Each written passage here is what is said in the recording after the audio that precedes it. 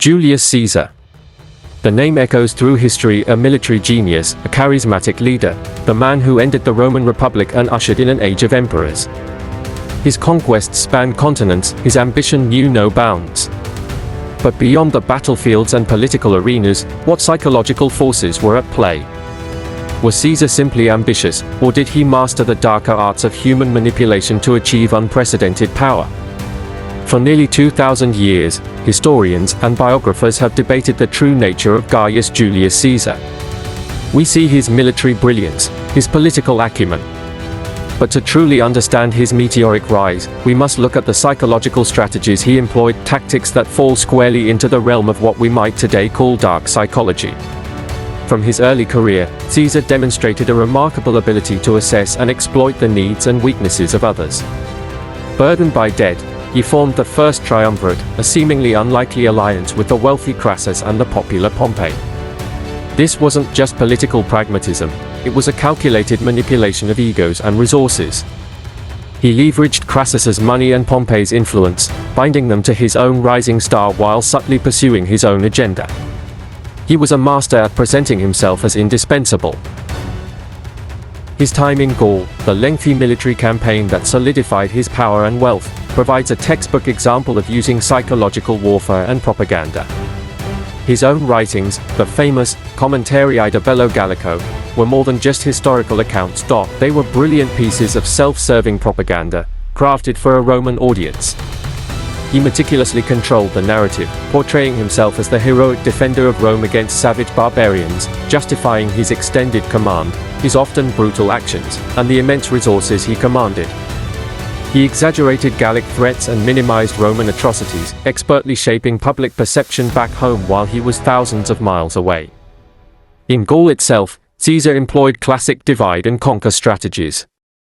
He exploited tribal rivalries, bribing some leaders, intimidating others, and using calculated acts of both extreme violence and surprising leniency to keep populations off balance and prevent unified resistance. He understood the psychological impact of fear and uncertainty, using it to his advantage on a massive scale. His soldiers, too, were subject to a form of psychological binding. He cultivated intense personal loyalty, sharing their hardships, remembering their names, and ensuring they were richly rewarded. He wasn't just their commander, he was their patron, their path to wealth and glory, creating a bond that superseded their loyalty to the distant republic. The fateful decision to cross the Rubicon in 49 BC was a psychological gamble of immense proportions. It was an act of defiance, a clear signal that he would not relinquish his power, forcing the Senate's hand. During the ensuing civil war, Caesar continued his psychological campaign. He presented himself not as a usurper, but as the defender of the people's rights against a corrupt oligarchy. His famous policy of Clemency, showing mercy to defeated enemies, even prominent ones like Brutus, can be seen not purely as magnanimity, but as a shrewd psychological tactic. By sparing opponents, he aimed to win over their sympathizers, demonstrate his perceived moral superiority, and encourage future surrender rather than desperate resistance. It was a powerful tool of perception management. Yet, the very traits and tactics that brought him to the pinnacle of power may have also contributed to his downfall. As dictator, his consolidation of power became increasingly absolute, his disregard for republican traditions more pronounced. This might be interpreted through a psychological lens as an escalating sense of entitlement or even narcissistic tendencies, fueled by unchecked power and adulation.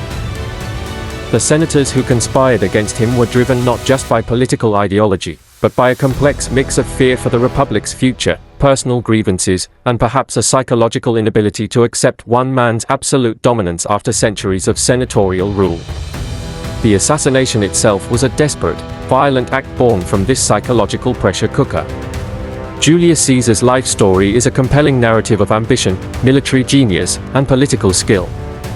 But by examining it through the lens of dark psychology, his mastery of propaganda, his strategic manipulation of individuals and groups, his use of fear and clemency as tools of control, and the possible darker facets of his own personality, we gain a deeper, perhaps more unsettling, understanding of how he conquered not just territories, but the minds of men, forever changing the course of history. These tactics, unfortunately, remain remarkably relevant even today,